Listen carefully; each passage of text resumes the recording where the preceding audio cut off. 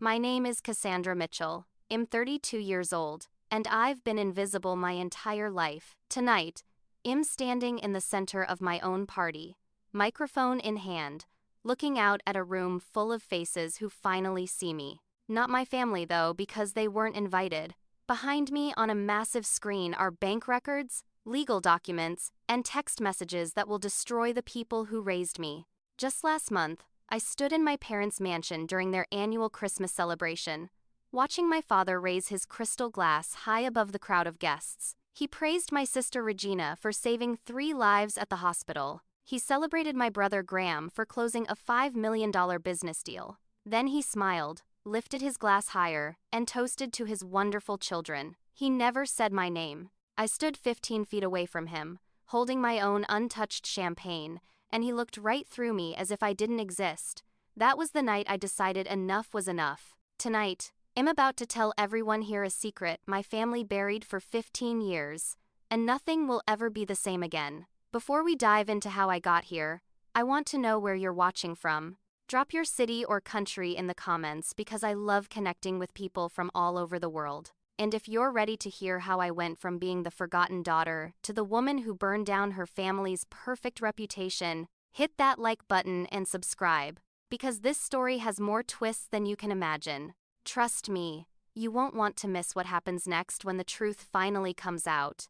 Now, let me take you back to where this nightmare really began. The Mitchell family looked perfect from the outside.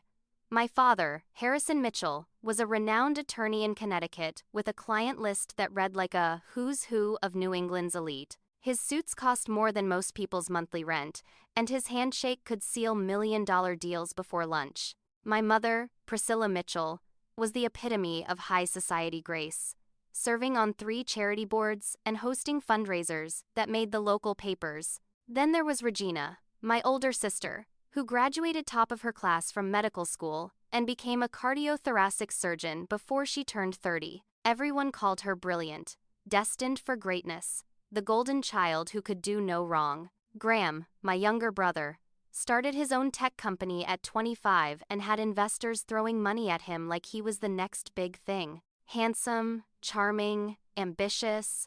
He was everything my parents wanted in a son. And then there was me, stuck in the middle, the daughter nobody planned for and nobody quite knew what to do with. I became a teacher, which my family treated like it announced I was joining the circus. At family dinners in their sprawling colonial home, my father would lean back in his chair and ask Regina about her latest surgery with genuine fascination in his voice. He'd listen to every detail, nodding thoughtfully, asking follow-up questions about techniques and patient outcomes. Then he'd turn to Graham and want to know everything about his latest pitch to venture capitalists, his eyes lighting up with pride as Graham described his growing empire. When it came to me, if he remembered I was there at all, he'd offer a vague nod and change the subject. My mother was no better. She'd spend hours on the phone with Regina discussing medical conferences and hospital politics, her voice animated and engaged. With Graham, she'd beam about his accomplishments to her friends at the country club, showing off photos on her phone. My career teaching second graders in a public school might as well have been invisible. Nobody asked about my students, my lesson plans, or the small victories that made my job meaningful.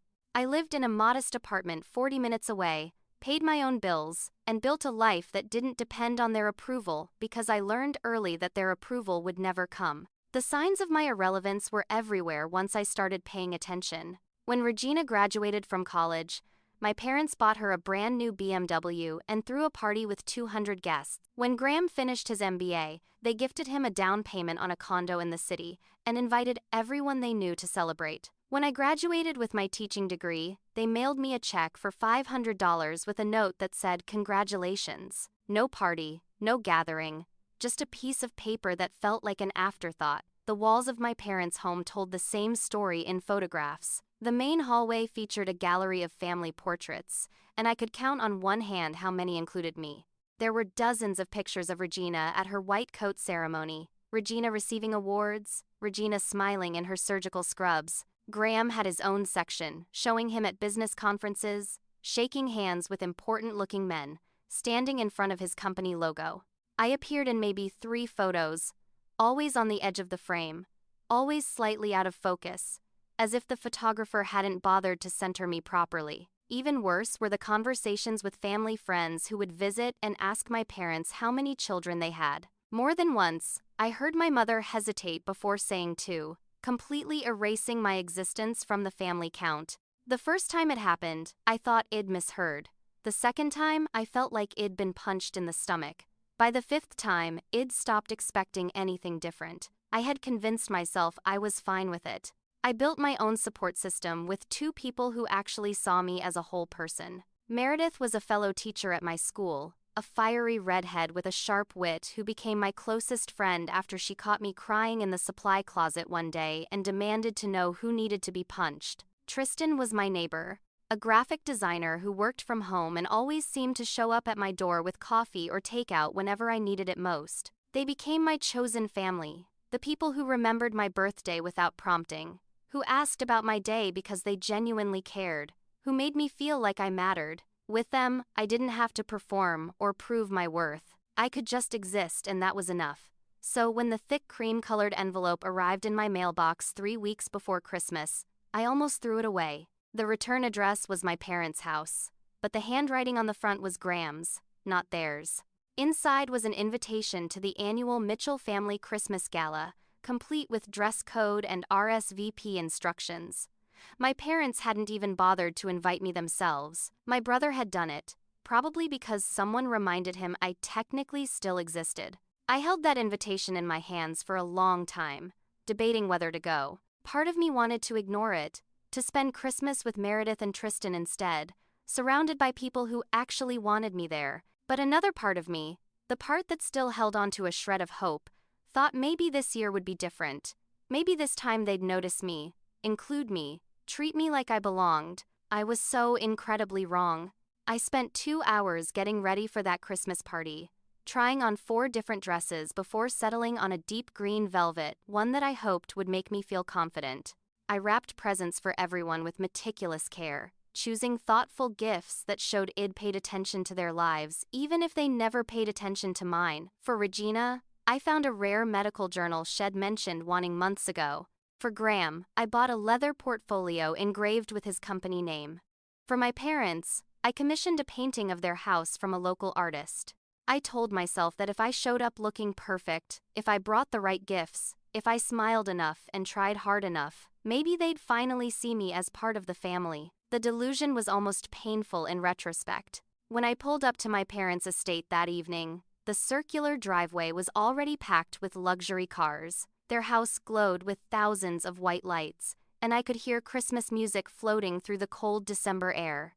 I grabbed my bag of carefully wrapped presents and walked up the stone steps to the front door, smoothing down my dress one last time before going inside. The moment I stepped into the foyer, I was hit by the sheer spectacle of it all. My mother had transformed the house into something out of a magazine spread with garlands draping every surface, a massive Christmas tree in the center of the living room, and waiters circulating with trays of champagne and hors d'oeuvres. There were at least 80 people there, a mix of family, friends, business associates, and social acquaintances who all seemed to know each other. I spotted Regina immediately, holding court near the fireplace in a stunning red dress, surrounded by a group of people hanging on her every word as she told some story about a complicated surgery. Graham was across the room schmoozing with a group of older men in expensive suits, his charisma on full display as they laughed at something Head said. My parents stood near the Christmas tree greeting guests, my father's hand on my mother's back, both of them looking like they'd stepped out of a holiday catalog. I walked toward them with my bag of gifts, trying to catch their attention, but they were deep in conversation with someone I didn't recognize. I stood there for a moment, waiting, feeling increasingly awkward as people brushed past me. Finally, my mother glanced in my direction, gave a distracted smile, and turned back to her conversation without a word. No hello, no hug, not even an acknowledgement that it arrived. I set my gifts on the designated table in the corner, noticing how small and simple my wrapping looked next to the elaborate presentations from everyone else. Then I grabbed a glass of champagne from a passing waiter and found a spot along the wall where I could observe without being in anyone's way. It was a position I'd perfected over the years, being present but not intrusive, visible but not demanding attention. I watched Regina laugh with her admirers, watched Graham work the room like a politician, watched my parents bask in the glow of their successful children. Nobody came over to talk to me. A few people I vaguely recognized gave polite nods but quickly moved on to more interesting conversations. I was a ghost at my own family's party, floating through a celebration that had no place for me. Then came the moment that changed everything. My father clinked his glass with a knife, the sharp sound cutting through the chatter and music. The room fell silent as everyone turned their attention to him. He stood tall and confident, his silver hair perfectly styled, his expression warm and welcoming as he smiled at the crowd. He started with the usual pleasantries, thanking everyone for coming, commenting on how wonderful it was to be surrounded by loved ones during the holidays. Then his tone shifted to something more personal, more proud. He talked about Regina, his voice swelling with emotion as he described her dedication to medicine and her incredible skill in the operating room. He mentioned how Shed saved 3 lives just that month, how her department at the hospital had nominated her for a prestigious award, how honored he was to be her father. The room erupted in applause, and Regina smiled graciously, accepting the praise with practiced humility. Then my father turned his attention to Graham, his grin widening as he launched into a glowing description of his son's business acumen. He talked about the $5 million deal Graham had closed, about the expansion plans for his company, about how Graham represented the future of entrepreneurship. More applause, more beaming smiles, more congratulations flowing through the room.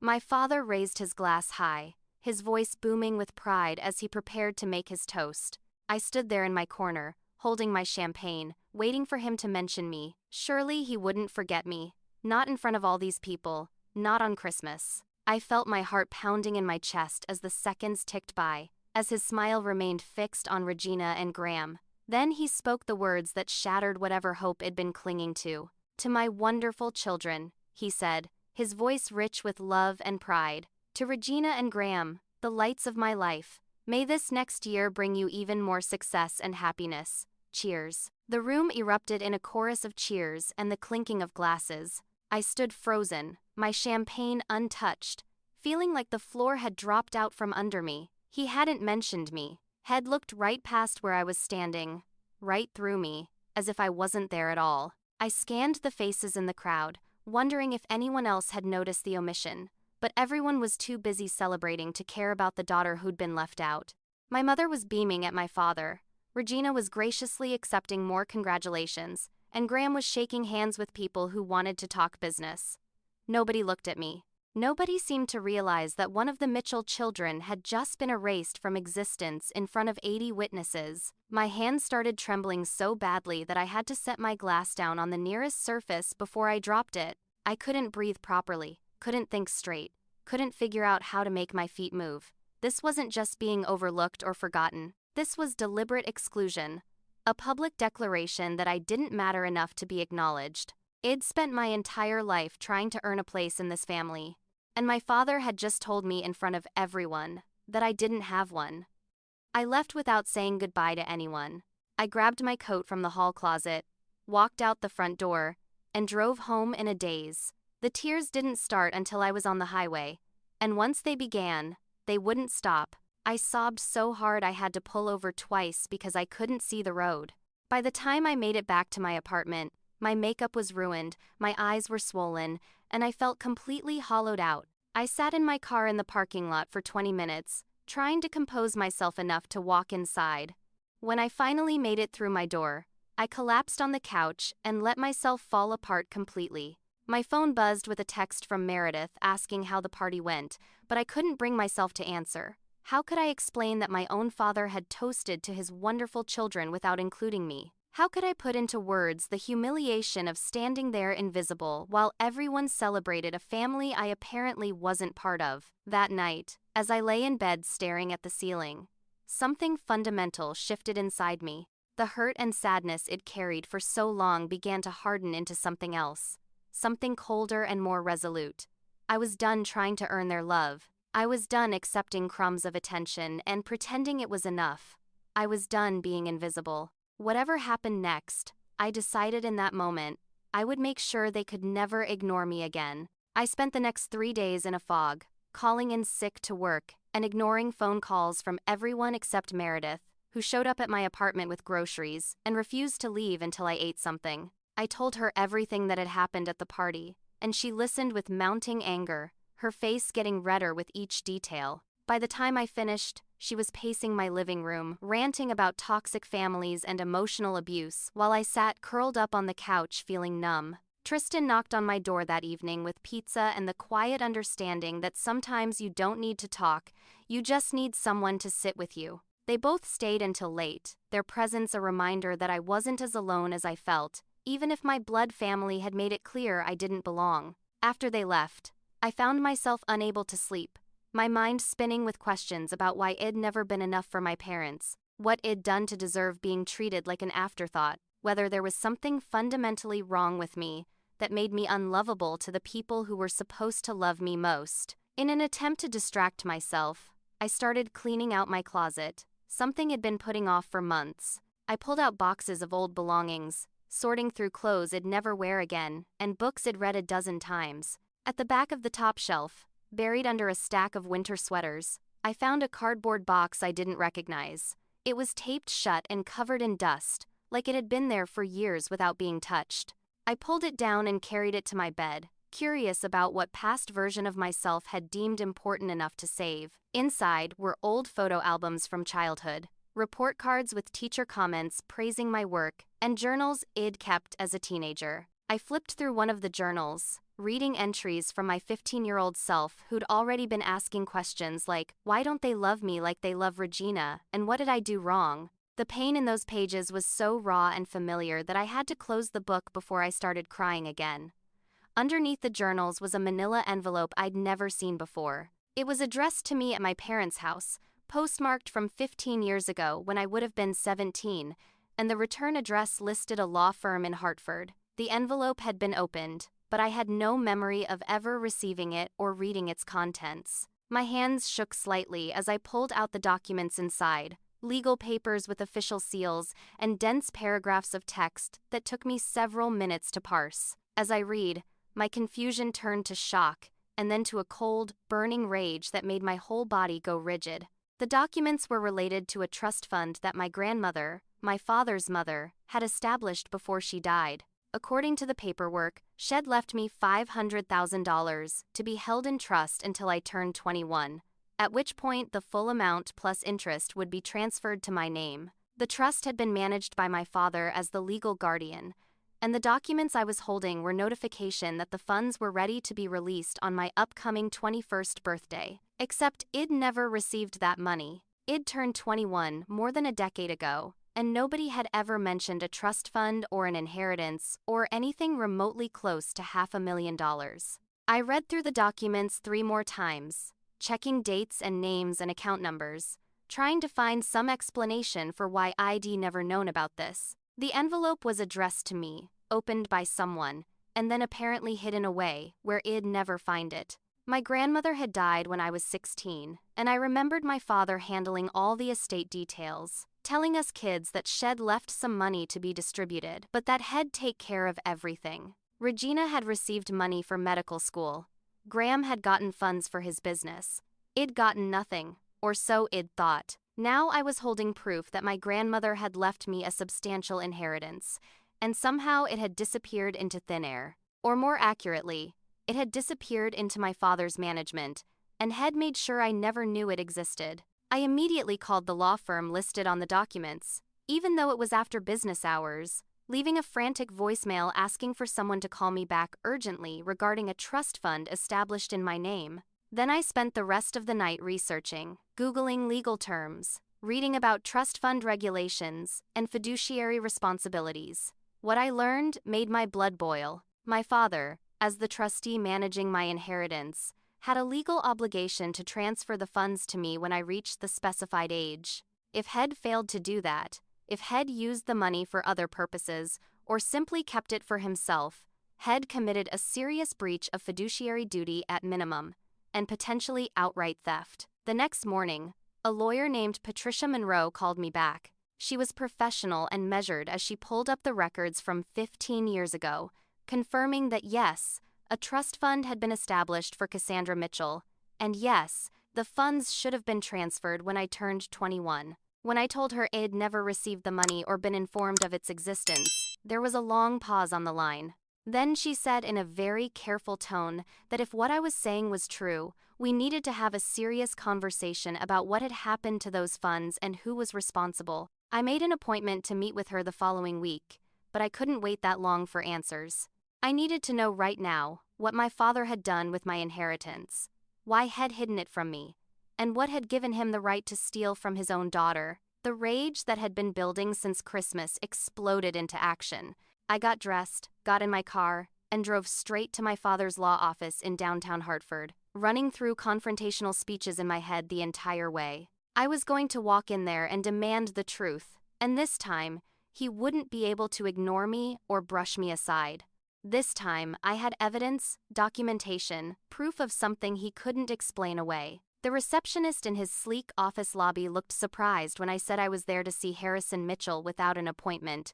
Even more surprised when I said I was his daughter. She clearly had no idea he had a daughter other than the famous surgeon Regina. I told her it was urgent and family-related, and after a whispered phone conversation, she nervously told me I could go back to his office. My father stood when I walked in, his expression shifting from confusion to annoyance in the span of a second. "What are you doing here, Cassandra?" he said, not even bothering with a greeting. "We need to talk about grandmother's trust fund," I said, closing the door behind me. The color drained from his face so quickly that I knew immediately he understood exactly what I was talking about, and that whatever explanation he had wasn't going to be good. My father's office was exactly what you'd expect from a man who'd built his career on intimidation and control. All dark wood and leather chairs and law books lining the walls like trophies. He stood behind his massive desk, recovering quickly from his initial shock, his face settling back into the cold, authoritative expression he wore like armor. "Sit down," he said, gesturing to the chair across from him. But I remained standing because I wasn't going to let him tower over me during this conversation. I held up the manila envelope with the trust fund documents, watching his eyes track the movement. "I found these in my apartment," I said, my voice shaking despite my efforts to stay calm. "They say that grandmother left me $500,000 15 years ago. They say you were supposed to give me that money when I turned 21. I'm 32 now, Dad, so where's my inheritance?" He was quiet for a long moment, his jaw working as he calculated his response. When he finally spoke, his tone was dismissive, like I was a child asking about something I couldn't possibly understand. "That money was used for family expenses," he said flatly. "You were just a teenager when your grandmother died. I made the decision as your legal guardian to allocate those funds where they were most needed." I felt the rage bubbling up in my chest, hot and sharp. "Without my knowledge," I said, my voice rising. "Without my permission or even telling me the money existed. That's illegal, Dad. That's theft." His expression hardened, all pretense of patience evaporating. "Don't you dare talk to me about legality," he snapped. "I'm a lawyer, Cassandra. I know exactly what I did and didn't do. That money went towards supporting this family during difficult financial periods. It paid for Regina's medical school when we had unexpected expenses. It helped fund Graham's startup when he needed capital. It kept this family stable and successful. You should be grateful, not accusatory." The words hit me like physical blows. Had taken my inheritance, the money my grandmother had specifically set aside for me, and given it to my siblings without a second thought. Every advantage they'd had, every opportunity that had been handed to them, had been partially funded by money that was supposed to be mine. And he was standing there telling me I should be grateful. "Where do you get off?" I said, my hands clenched into fists, deciding that my needs were less important than theirs. That was my money. Grandmother left it to me, not to Regina or Graham. You stole from me to give to them. Harrison moved around his desk, trying to use his height to intimidate me. But I held my ground. "You were never going to amount to anything anyway," he said with brutal coldness. "At least the money helped someone successful.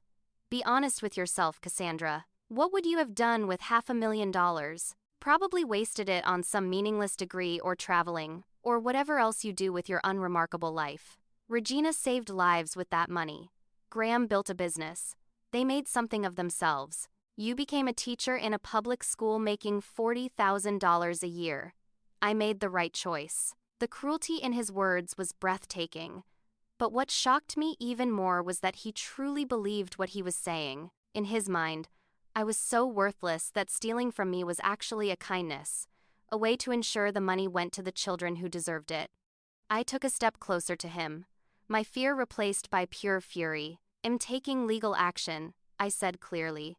"I'm suing you for misappropriation of trust funds, breach of fiduciary duty, and anything else my lawyer can think of. You're going to pay back every cent with interest, and everyone is going to know what you did." His face turned red, veins bulging in his neck. "If you pursue this," he said in a low, dangerous voice, "I will cut you off from this family completely. You'll never be welcome in our home again. Regina and Graham will disown you. Your mother will have nothing to do with you. You'll be alone, Cassandra, and you'll have no one to blame but yourself for your greed and vindictiveness." It was meant to be a threat, a final attempt to control me through fear of abandonment. But all I felt was a strange sense of liberation because he was offering to remove the very thing that had caused me pain my entire life. "Being cut off from this family," I said quietly, "sounds like freedom." His face went from red to purple, and before I could react, he grabbed my arm hard enough to bruise. "Get out," he snarled.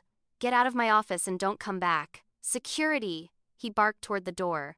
2 security guards appeared within seconds, clearly used to escorting difficult clients out of the building. They took my arms, gentler than my father had been, but firm enough to make it clear I had no choice, and walked me through the office where junior associates pretended not to stare. The humiliation of being physically removed from my own father's workplace should have crushed me, but instead I felt oddly powerful, because for once, I'd confronted him instead of accepting his treatment in silence. That night, my phone exploded with messages. Regina texted to say that Dad had told her I'd made a scene at his office, and that I was embarrassing the family with baseless accusations. Graham's message was shorter and more direct, telling me to stay away from the family if I couldn't behave like an adult. Neither of them asked for my side of the story, or seemed even slightly curious about why I might be upset. They'd taken his word as gospel, and dismissed me without a second thought, exactly as they'd always done. My mother didn't reach out at all, which somehow hurt worse than the aggressive messages from my siblings. I sat on my couch staring at my phone, feeling the weight of their rejection settling over me like a heavy blanket, and wondered if I had the strength to actually fight them. They had money, power, connections, and a unified front. I had proof of wrongdoing, righteous anger, and the support of 2 friends who weren't lawyers or business owners or surgeons. The odds felt insurmountable. But then I thought about my father's face when Head told me I was worthless. About all the years I'd spent trying to earn love from people who thought I was fundamentally not good enough. About the fact that they'd literally stolen from me and expected me to thank them for it. Something crystallized in that moment, hard and unbreakable. I wasn't going to back down. I wasn't going to disappear quietly. I was going to make them face what they'd done, and I was going to do it in a way they'd never forget. Meredith showed up at my apartment the next morning with coffee and fierce determination written all over her face. She'd listened to me recount the confrontation with my father, and by the time I finished, she was practically vibrating with outrage. "You need to destroy him legally," she said without preamble. "I know a lawyer who does pro bono work for cases like this, cases where powerful people abuse their position. Her name is Gretchen Palmer, and she doesn't lose." Meredith made the call right there. And within 2 hours, I was sitting across from Gretchen in her modest but professional office downtown. Gretchen was 45, with sharp eyes and silver-streaked hair pulled back in a no-nonsense bun. She listened to my story without interrupting, taking detailed notes and occasionally asking clarifying questions that showed she was already thinking 3 steps ahead. When I finished and handed her the trust fund documents, she spent 10 minutes reviewing them with the intensity of someone who could spot lies and loopholes from a mile away. Finally, she looked up at me with an expression that was equal parts sympathetic and predatory. "You have a strong case," she said. "Your father committed clear misappropriation of trust funds. The fact that he never informed you of the inheritance's existence and then used it for other family members without your consent or knowledge is textbook breach of fiduciary duty. We can win this. But Gretchen wasn't satisfied with just reviewing the documents I had. She wanted to build an airtight case, which meant digging deeper into my father's financial history to see exactly where my money had gone. She hired a private investigator, a quiet man named Marcus who specialized in financial fraud cases, and within a week, he came back with information that made my stomach turn. Yes, my father had used significant portions of my trust fund for Regina's medical school expenses and Graham's business startup capital. But had also done something even more egregious. Had taken nearly $200,000 and invested it in real estate properties that had purchased under his own name, using my inheritance to build his personal wealth portfolio. Marcus had bank records, property deeds, transfer documents, all showing a clear trail from my grandmother's trust fund into my father's accounts and investments. It was worse than I'd imagined. He hadn't just stolen from me to help my siblings, had stolen from me to enrich himself. Gretchen laid out all the evidence on her conference table, and we spent hours going through every transaction, every transfer, every piece of proof that showed exactly how my father had systematically looted my inheritance. "This is criminal," Gretchen said bluntly. "This goes beyond civil liability. You could press charges if you wanted to." Then Marcus dropped another bomb that changed everything I thought I knew about my family. While investigating my father's financial dealings, had stumbled across something else, something that wasn't directly related to the trust fund but explained a lot about my family dynamics. He pulled out a folder of documents and photos, looking uncomfortable as he slid them across the table toward me. "I'm sorry to show you this," he said quietly, "but I think you need to know the whole picture." The documents showed that 16 years ago, when I was 16 and my parents' marriage had seemed solid from the outside, my mother had been having an affair with a family friend, a man named Richard Pemberton, who'd been a regular at their social gatherings. The affair had lasted for several months before my father discovered it, and according to emails Marcus had uncovered, there had been a massive confrontation that had nearly ended in divorce. But instead of leaving, my father had decided to stay in the marriage, largely to protect his reputation and career. What he hadn't let go of was his suspicion about my paternity. In one particularly damning email to his lawyer from 15 years ago, my father had written that he couldn't be certain I was actually his biological daughter, that the timing of my mother's affair had coincided too closely with my birth for him to ever look at me without doubt. The revelation hit me like a freight train. My father had spent my entire life treating me as less than because he suspected I wasn't his child. Had never gotten a paternity test done, never confirmed his suspicions one way or another, but the doubt alone had been enough to poison any chance of a relationship between us. Every time Head looked at me, Head seen potential proof of his wife's betrayal rather than a daughter deserving of love. It explained so much about the way Head always held me at arm's length, always favored Regina and Graham, always seemed to view me as an outsider in my own family. I sat there staring at those documents, feeling the ground shift beneath me, trying to process the fact that I might not even be biologically related to the man who'd raised me. "Do you want to know for sure?" Gretchen asked gently. "We could arrange a paternity test." I thought about it for a long moment, but ultimately shook my head. "It doesn't matter," I said finally. "Even if I'm not his biological daughter, that doesn't excuse stealing from me. It doesn't justify the way he treated me my entire life. And honestly, if he's not my father, then I'm glad because I don't want to be related to someone that cruel." What I wanted instead was to expose him publicly, to make sure everyone who'd ever praised Harrison Mitchell as a pillar of the community knew exactly what kind of man he really was. Gretchen cautioned me that lawsuits could take years, that legal battles were slow and exhausting, and that even with all our evidence, getting justice through the courts might not be as satisfying as I hoped. I appreciated her honesty, but I'd already been formulating another plan, something more immediate and more devastating than waiting around for a judge's verdict. I told Gretchen about the Christmas party, about my father's toast that had erased me from existence, about the years of being invisible and dismissed. Then I told her what I wanted to do. "I want to throw my own party," I said. "I want to invite everyone who matters to my family's social circle, everyone who thinks the Mitchells are this perfect, successful family. And I want to tell them the truth about what my father did, show them the evidence, and watch their perfect reputation crumble in real time." Gretchen leaned back in her chair, a slow smile spreading across her face. "That's bold," she said. "That's also incredibly risky, because you'll be burning every bridge with your family. Are you sure you're ready for that?" I thought about my father's face as Head told me I was worthless, my mother's silence, my siblings' dismissive messages. "I'm sure," I said. "I have nothing left to lose when it comes to them."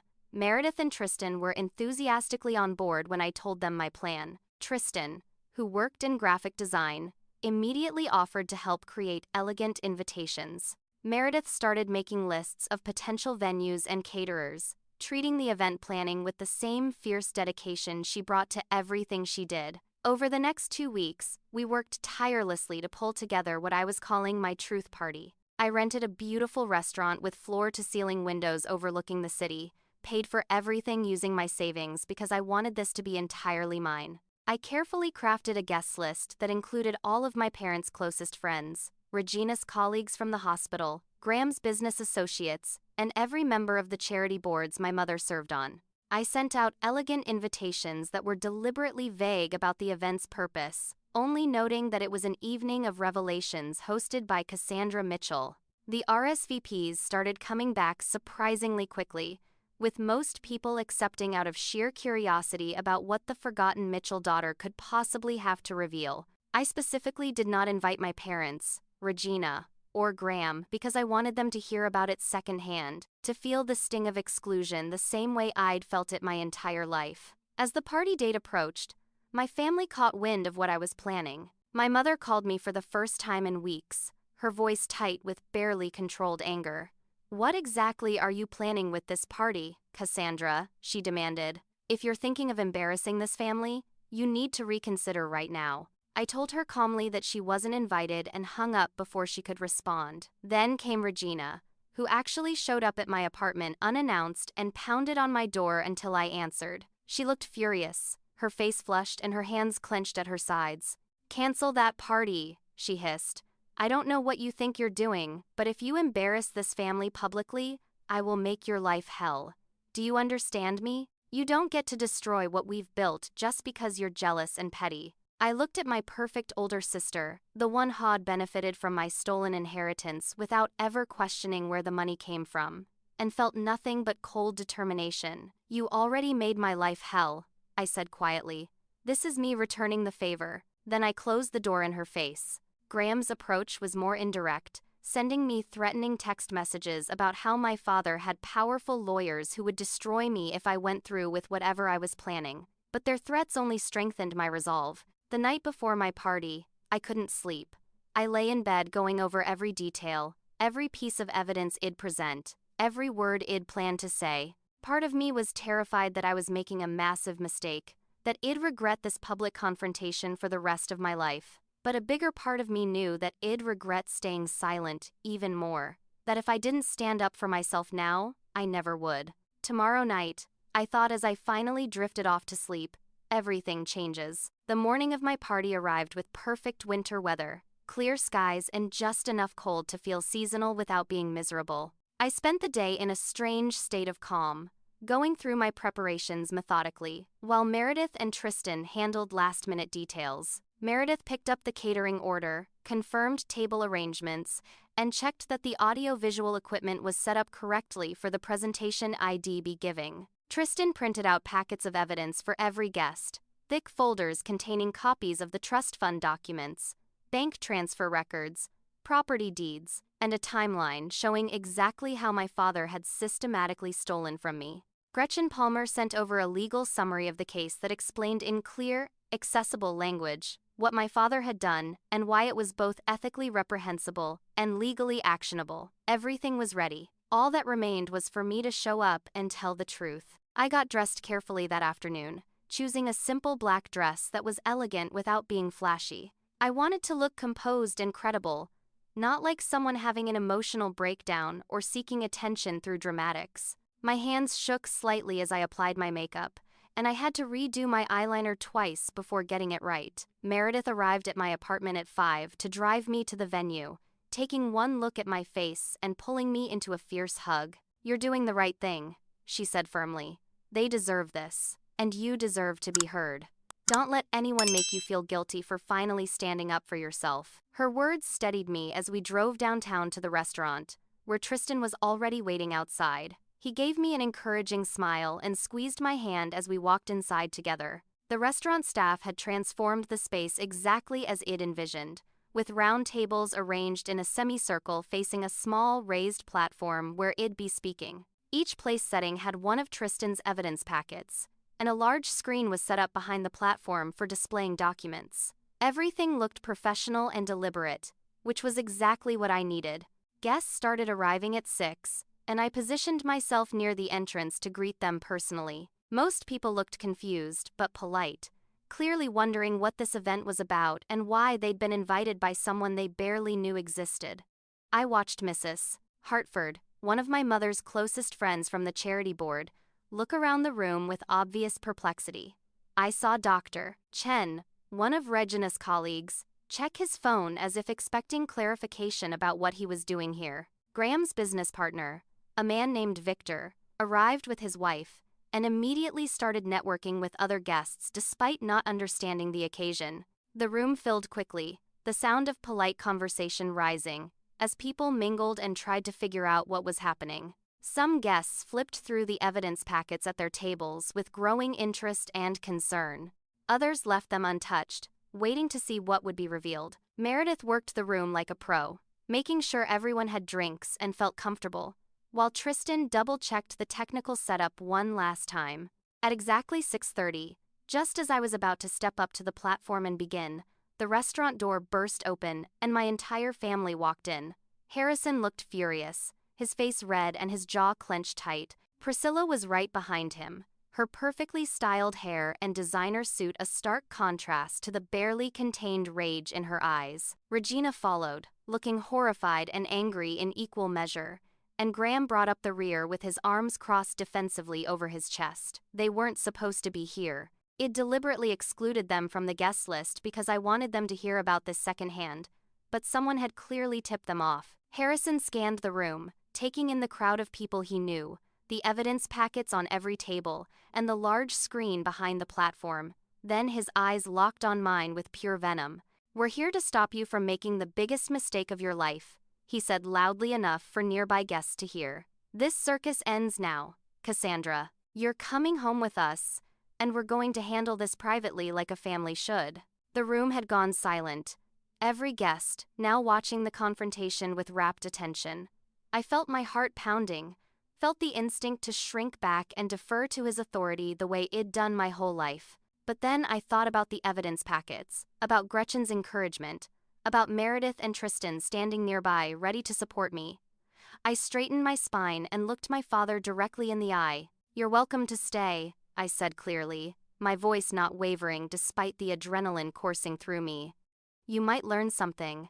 Then I turned my back on him and walked to the platform, leaving him standing there with no choice but to either make a bigger scene by dragging me out physically or to stay and face what was coming. Harrison chose to stay, though everything about his body language screamed that he wanted to leave. He grabbed a chair at one of the back tables, my mother sitting stiffly beside him while Regina and Graham flanked them on either side. The atmosphere in the room had shifted from curious confusion to tense anticipation, everyone now aware that they were about to witness something significant. I stepped up onto the small platform, adjusted the microphone, and looked out at the sea of faces watching me. Some were sympathetic, some were skeptical, and some were simply intrigued by the drama unfolding. Behind me, the screen glowed with my prepared presentation, starting with a simple title slide that read, "The Truth About the Mitchell Family." My hands gripped the edges of the podium, my mouth was dry, and for a moment I thought I might lose my nerve entirely. Then I caught Meredith's eye where she stood near the side of the room, and she gave me a small nod of encouragement. I took a deep breath, leaned into the microphone, and began to speak.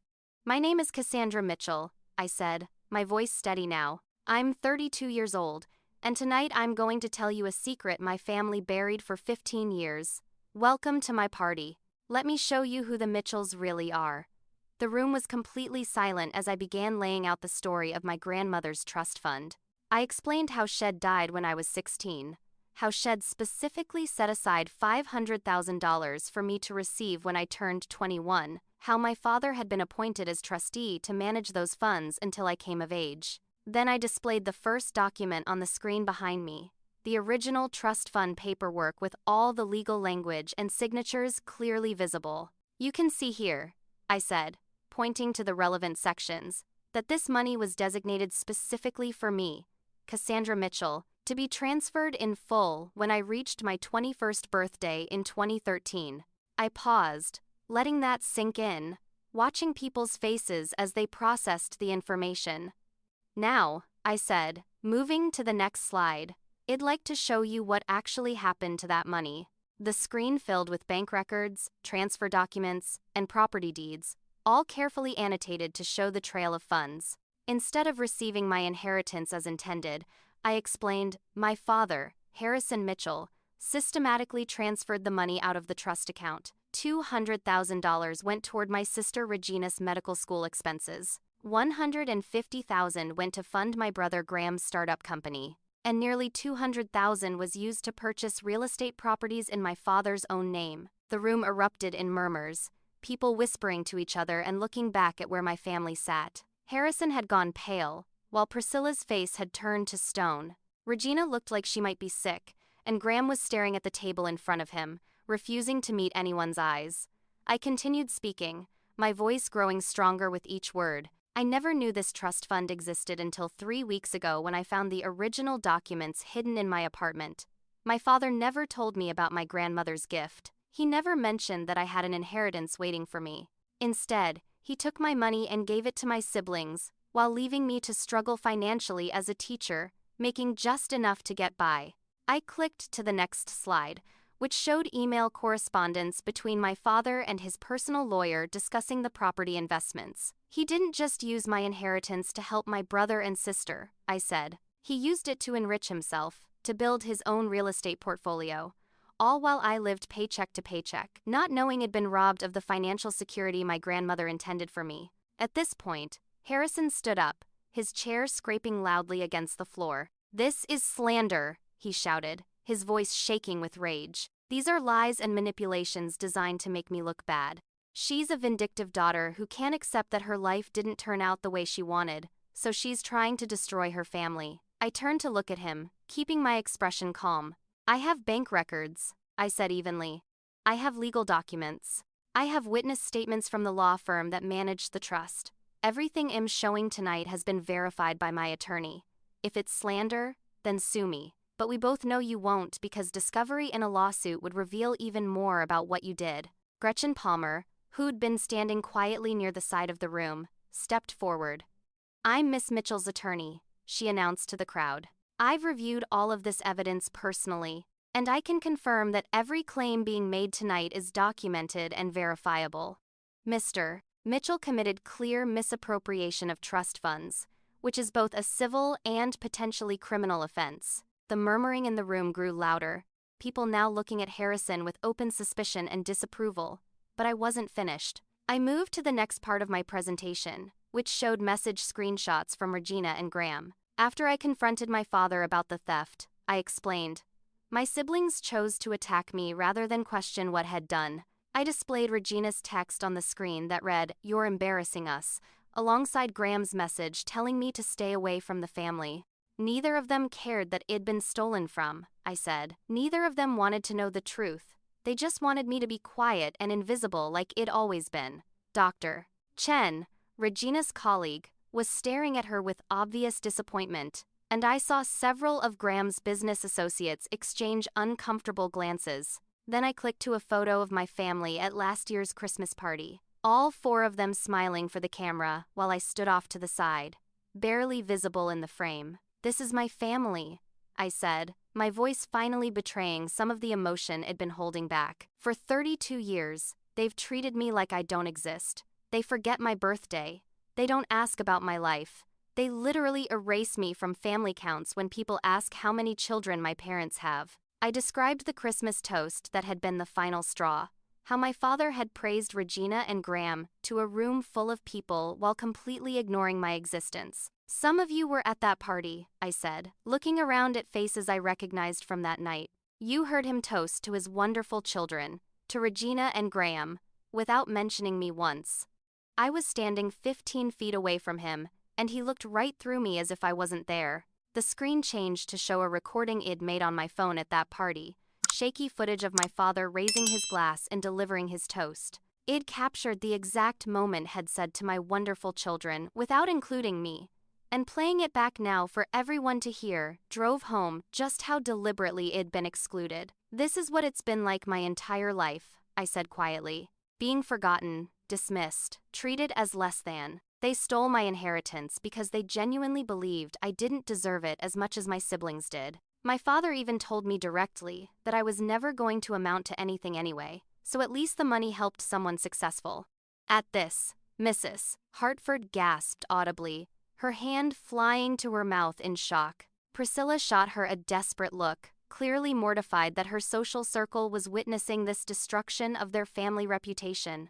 I moved to the final section of my presentation, my conclusion.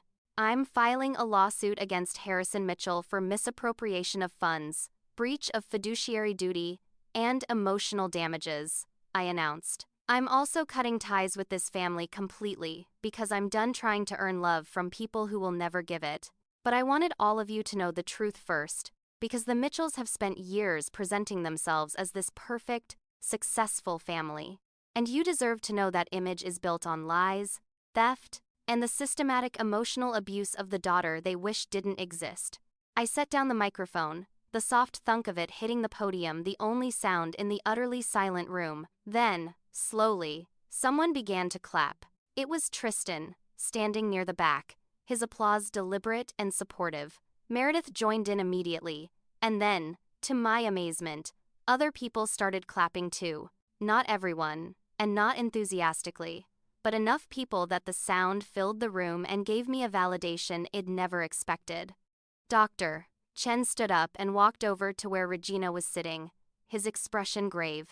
Regina, he said loud enough for me to hear, we need to talk about whether someone with your ethical judgment should be in a position of leadership at the hospital. Regina's face crumpled, tears starting to stream down her cheeks. I didn't know, she said desperately. I swear I didn't know the money was hers. But Dr. Chen just shook his head and walked away.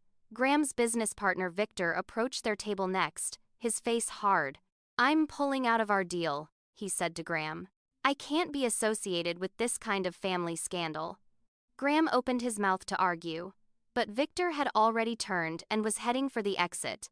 All around the room, people were having similar reactions. Some looked sympathetic toward me, others looked appalled at my family, and a few looked uncomfortable to be caught in the middle of such a public meltdown. Then Priscilla, who'd been sitting rigid and silent throughout my entire presentation, suddenly lost control in a way I'd never seen before. She stood up abruptly, pointing a shaking finger at me. You ungrateful brat, she screamed, her voice shrill and breaking. After everything we've done for you, after raising you and feeding you and giving you a home, this is how you repay us? By humiliating us in front of everyone we know? The room went dead silent again, everyone staring at my mother as she unraveled. You mean after stealing my inheritance? I said coldly. After ignoring me my entire life. After treating me like I was worthless. Then Priscilla said something that revealed more than Shed ever intended. You were never meant to be part of this family anyway, she shouted, her face twisted with rage. Harrison grabbed her arm hard, hissing shut up, but it was too late. The words hung in the air, and everyone in that room understood the implication. My mother had just confirmed, in front of 80 witnesses, that there was something fundamentally different about my place in the family, that it'd never been fully accepted or wanted. The looks of shock and disapproval on people's faces intensified, and I saw Mrs. Hartford actually stand up and leave, clearly unable to stomach what she was witnessing. I looked at my father, my mother, my sister, and my brother, all of them sitting there exposed and humiliated, and I felt a strange sense of peace wash over me. For 32 years, I tried to earn your love. I said my final words to them. I thought if I was good enough, quiet enough, maybe you'd see me. But you never did because to you, I was invisible. She paused, taking in their faces one last time. Tonight, I'm done being invisible. I'm filing the lawsuit. I'm cutting ties completely. And to everyone here who enabled their behavior by staying silent, shame on you. With that, I stepped down from the platform and walked toward the exit. Meredith and Tristan immediately flanked me, and Gretchen fell into step behind us, creating a protective barrier as we moved through the crowd. People stepped aside to let us pass, and I could feel dozens of eyes on my back, could hear the explosion of conversation the moment we cleared the door. Behind us, my family sat in ruins, their perfect reputation shattered, their social standing destroyed, all because they'd pushed one daughter too far. As we stepped out into the cold night air, I took a deep breath and felt lighter than I had in years. It was done. I'd finally spoken my truth, and nothing they did or said could take that away from me. The next morning, I woke up to my phone buzzing constantly with notifications. The story had exploded overnight, spreading through social media faster than I could have imagined. Someone at the party had recorded parts of my presentation on their phone and posted it online, where it had been shared thousands of times. The hashtag #InvisibleNoMore was trending, with people sharing their own stories of being overlooked and mistreated by family members. Messages of support flooded my email and social media accounts from complete strangers who'd been moved by my story. Some were from other people who'd experienced financial theft by family members. Others were from people who'd been the invisible child in their own families and found validation in seeing someone finally stand up and speak out. The overwhelming response was supportive, though there were certainly people who criticized me for airing family business publicly or accused me of being vindictive. But for every negative comment, there were 10 more positive ones, and I found myself genuinely touched by how many people understood exactly what I'd been through. The consequences for my family were swift and severe. By midday, news outlets had picked up the story, with local papers running headlines about prominent attorney accused of trust fund theft and charity board members' family scandal exposed. Harrison's law firm released a statement saying they were conducting an internal investigation into the allegations, which was corporate speak for Hez probably getting fired. The State Bar Association opened an ethics inquiry, which could result in him losing his license to practice law. Priscilla was asked to step down from all 3 of her charity boards. Within 48 hours, the organizations not wanting to be associated with the scandal. Regina's situation at the hospital became untenable as colleagues who'd seen the evidence packets began questioning her judgment and ethics. Within a week, Shed requested a transfer to a hospital in another state, effectively fleeing the social fallout. Graham's business imploded even faster. 3 of his major investors pulled out, citing concerns about his character and family background. Without their funding, his company couldn't sustain operations, and he was forced to file for bankruptcy within a month. The phone calls started on day 2. Harrison tried first, his voice tight and controlled when I made the mistake of answering. "You've ruined us," he said without preamble. "My career is over. Your mother can't show her face in public." Regina had to leave her position. Graham lost everything he built. "Are you happy now? Is this what you wanted?" I felt a complex mix of emotions, guilt and satisfaction warring inside me. "I'm not happy," I said honestly. "I'm not celebrating your suffering. But I am free, and that's worth more than your approval ever was." He made a sound that might have been a bitter laugh. "I'll never forgive you for this," he said. "Whatever relationship we had, whatever chance there might have been to fix things, you destroyed it all." I took a breath, steadying myself. "We never had a relationship, Dad. You made sure of that. And I don't need your forgiveness. I need my money back." Then I hung up before he could respond. Regina called next, crying so hard I could barely understand her at first. She swore she hadn't known the money was mine, that if she'd realized where the funding for her medical school had come from, she would have refused it. I wanted to believe her, but I couldn't forget how quickly Shed attacked me after I confronted our father, how Shed chosen his side without even asking for my version of events. "I'm sorry," she kept saying through her tears. "Please, can we talk about this? Can we fix this somehow?" But I was done trying to fix relationships with people who'd only valued me when it was convenient. "There's nothing left to say. Regina," I told her quietly, "you made your choice when you told me I was embarrassing the family, instead of asking if what I'd said was true. I hope your new hospital works out for you, but I can't have you in my life anymore." The hardest call was from Graham, who didn't cry or apologize but simply sounded defeated. "I lost everything," he said flatly. "My company, my investors, my reputation. All because of you. And I get it, you were angry, but did you have to destroy all of us to make your point?" His question actually made me pause because part of me did feel guilty about the collateral damage, but then I remembered him telling me to stay away from the family, remembered how Head threatened me with lawyers, remembered that Head enjoyed the benefits of my stolen inheritance without once wondering if it was ethical. "You all destroyed yourselves," I said finally. "I just told the truth. What happened after that was consequence, not revenge." He hung up without another word. The lawsuit moved forward quickly with all the evidence Gretchen had compiled.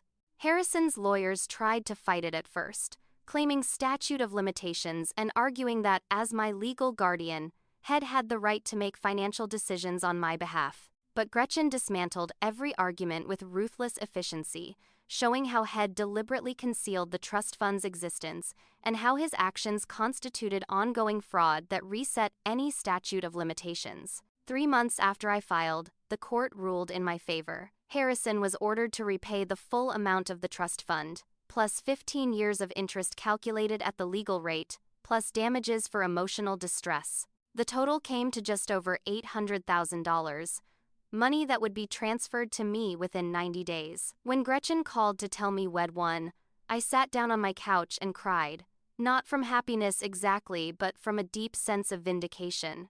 My grandmother had wanted to take care of me, and finally, 15 years late, her wish was being honored, but the money wasn't the most meaningful outcome of everything that had happened. About a week after the party, I received a message through social media from an elderly woman named Dorothy Wallace. She introduced herself as my grandmother's closest friend and said she'd seen the news coverage of my story. She asked if I'd be willing to meet with her, saying she had something that belonged to me.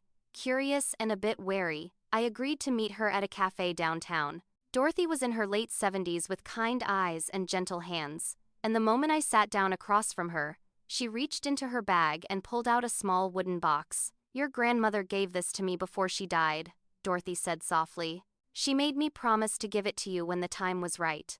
I think that time is now." Inside the box were letters, dozens of them, all addressed to me in my grandmother's handwriting. Dorothy explained that my grandmother had written to me regularly during the last year of her life, but that Harrison had refused to pass the letters along, claiming they would be too upsetting for a teenage girl to read. So my grandmother had given them to Dorothy for safekeeping, hoping that someday I'd be old enough to receive them. I took the box home and spent an entire evening reading every letter, tears streaming down my face as I absorbed my grandmother's words. She'd known I was being treated differently by my parents. She'd noticed how Harrison barely looked at me, how Priscilla favored Regina, how Eid started withdrawing into myself. The letters were full of encouragement, telling me that I was special and loved, and that none of their coldness was my fault. She wrote about setting up the trust fund, explaining that she wanted to make sure I'd have financial security since she worried my parents wouldn't provide it. She told me she was proud of the kind, thoughtful person I was becoming despite the lack of support from my family. Reading her words felt like receiving a hug from beyond the grave, a validation that I'd been right to feel hurt all these years because the mistreatment had been real and noticeable even to outsiders. My grandmother had seen me, had loved me, and had tried to protect me in the only way she could. That realization brought more healing than anything else that had happened. 6 months after the party, my life had settled into a new normal that looked nothing like my old one. The lawsuit money came through, and I used it wisely. I set up a scholarship fund in my grandmother's name for students from difficult family situations, wanting to turn my pain into something that could help others. I bought a beautiful 2-bedroom apartment with space for all my books and a balcony where I could watch the sunrise. I took a leave of absence from teaching and spent a month traveling to places I'd always wanted to see, finally giving myself experiences I'd denied because I was too busy trying to earn my family's approval. When I returned and went back to work, I found that my story had made me something of a minor celebrity at school. Students who'd previously seemed unreachable opened up to me about their own family struggles, and I was able to help them in ways I couldn't have before because I understood their pain intimately.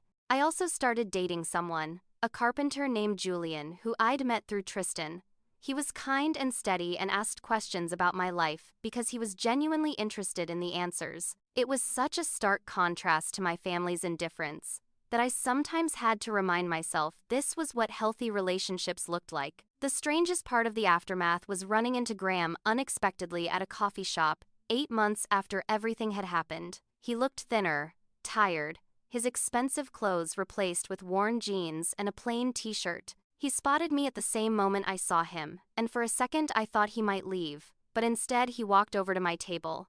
"Can I sit?" he asked quietly, and I nodded, even though part of me wanted to refuse. We sat in uncomfortable silence for a moment before he spoke.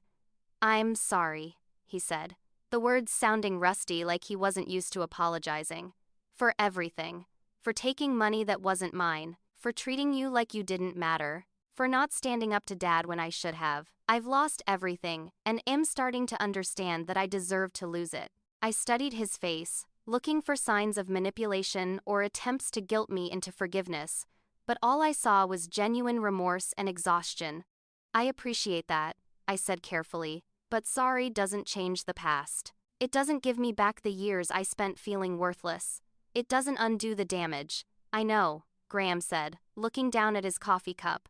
"I'm not asking for forgiveness. I don't deserve it. I just wanted you to know that I get it now. What we did to you. How wrong it was." He paused, then added quietly, "Dad and Mom are getting divorced. She moved out last month. Regina barely speaks to any of us. We're not a family anymore.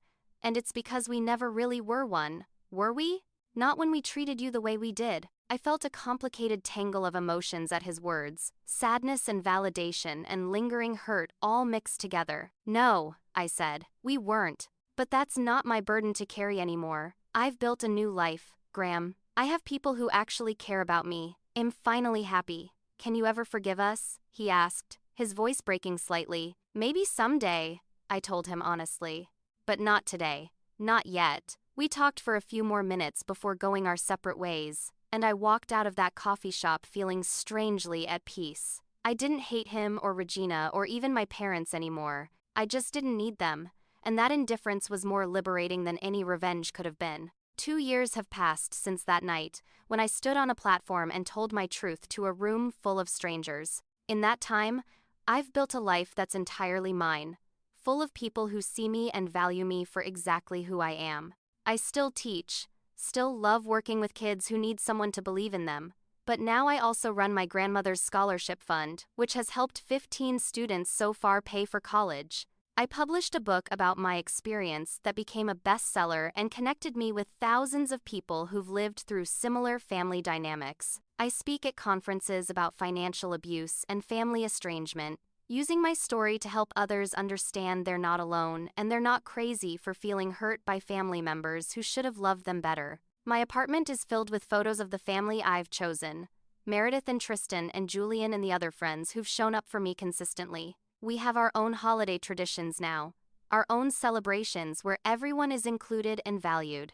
I used some of the lawsuit money to make donations to causes my grandmother cared about, honoring her memory in ways that felt meaningful. The scholarship fund that bears her name has become my proudest achievement, knowing that her legacy is helping kids who feel invisible and undervalued get the education and opportunities they deserve. Every time I hand out an award to a recipient, I think about how she tried to take care of me even after death, how her gift finally reached me despite my father's attempts to steal it. I keep her letters in a special box on my bookshelf, reading them whenever I need a reminder that I was always worthy of love, even when my family couldn't provide it. Dorothy and I have become close, meeting for lunch once a month so she can share stories about my grandmother that no one else thought to tell me. Through her, I've learned about the strong, independent woman my grandmother was, and I've tried to embody those same qualities in my own life. As for my biological family, I've had minimal contact with them since that coffee shop conversation with Graham. Harrison and Priscilla did get divorced, and from what I've heard through mutual acquaintances, both of them are living much diminished lives compared to their former status. Harrison lost his law license and now works as a consultant, making a fraction of what he used to earn. Priscilla moved to Florida and has essentially disappeared from Connecticut society. Regina is apparently doing well in her new state, rebuilding her career and reputation far from the scandal that destroyed her standing here. Graham reached out once more about a year ago, sending me a letter where he'd written a long, detailed apology and expressed hope that we might reconnect someday. I wrote back thanking him for the apology but explaining that I wasn't ready for a relationship with him, that I needed to prioritize my own healing and happiness over maintaining family connections that had only ever hurt me. He wrote back saying he understood and respected my decision, and we've left it at that. The question I get asked most often when I tell my story is whether I regret exposing my family so publicly, whether I wish I'd handled things differently. The honest answer is no. I don't regret it for a second. That night at my party was the first time in my life I felt truly powerful, truly seen, truly validated. For 32 years, it accepted their narrative that I was the problem, that I was too sensitive or too needy or somehow not good enough. Speaking my truth out loud, with evidence to back it up, in front of people who couldn't dismiss or gaslight me, was the most liberating thing I've ever done. It burned bridges, yes. It caused a massive upheaval that affected multiple lives, absolutely. But it also freed me from a prison I didn't even realize I was in. The prison of trying to earn love from people who were never going to give it. Now I know what real love looks like. It looks like Meredith showing up with groceries when I'm too depressed to shop. It looks like Tristan helping me move furniture at midnight without complaining. It looks like Julian asking about my day and actually listening to the answer. It looks like students telling me I made a difference in their lives. It looks like scholarship recipients writing thank you notes about how the money changed their futures. I've learned that family isn't who you're born to. It's who shows up for you when things get hard. It's who celebrates your victories without jealousy. It's who sees you as a whole person worthy of love and respect, not as a burden or an afterthought or a disappointment. My chosen family is small but mighty, and they've given me more genuine care in 2 years than my biological family gave me in 3 decades. I've also learned that you can't force people to value you, no matter how hard you try, or how much you achieve, or how perfectly you perform. Some people are too damaged or too selfish or too locked into their own narratives to see what's right in front of them. And that's not a reflection of your worth. That's a reflection of their limitations. The moment I stopped trying to be good enough for my parents and siblings was the moment I started being happy. And I wish I'd figured that out years earlier. But I'm grateful I figured it out at all, because some people spend their whole lives chasing approval that will never come. These days, I keep a journal where I write down moments when I feel truly seen and valued. It's full of small things like Julian bringing me coffee in bed, Meredith sending a funny meme that made her think of me, a student drawing a picture to say thank you, Dorothy sharing another story about my grandmother. These moments, these tiny acts of care and recognition, are what real love looks like. Not grand gestures or expensive gifts or public displays, but consistent, genuine acts of seeing someone and choosing to value them. I've learned to recognize and appreciate these moments in a way I couldn't before, when I was too busy desperately seeking validation from people who would never provide it. My life isn't perfect now. I still have hard days when I feel the loss of what my family could have been if they'd been different people. I still sometimes wonder what it would have been like to grow up truly loved and supported by parents who saw my value. But those moments of grief are getting fewer and further between, replaced by contentment and genuine happiness that comes from living authentically. I recently received an email from a young woman named Sarah who'd read my book. She wrote about her own experience being the forgotten child in her family, about contemplating whether to confront them or just walk away. At the end of her email, she asked for advice about what she should do. I wrote back telling her there's no right answer, that every situation is different, and only she can decide what she needs for her own healing. But I also told her what I wish someone had told me years earlier. You are not invisible, I wrote. You never were. The problem isn't that you're not worthy of being seen. The problem is that some people refuse to open their eyes, and once you understand that distinction, once you really internalize that their blindness is their failing and not yours, you become free. Free to walk away, free to demand better, free to build a life with people who actually see you. Whatever you decide, make sure it's a decision that honors your worth and your truth. You deserve that much. Now I want to hear from you. Have you ever felt invisible in your own family? Have you dealt with financial abuse or theft by people who were supposed to protect you? Drop a comment below sharing your experience or just letting me know if this story resonated with you. And if you found value in hearing about my journey from invisible daughter to free woman, please hit that like button and subscribe to this channel because I share more stories about overcoming family dysfunction and building the life you deserve. Share this video with someone who might need to hear that they're not alone, that their feelings are valid, that they have the right to demand better treatment even from family. Thank you so much for listening to my story, for being part of this community, and for showing up for yourself and others who feel unseen. Remember that you matter, your voice deserves to be heard, and you have every right to walk away from people who refuse to see your worth. I'm sending you strength, validation, and the reminder that the best revenge is living well and surrounding yourself with people who genuinely love you. Take care of yourselves, and I'll see you in the next video.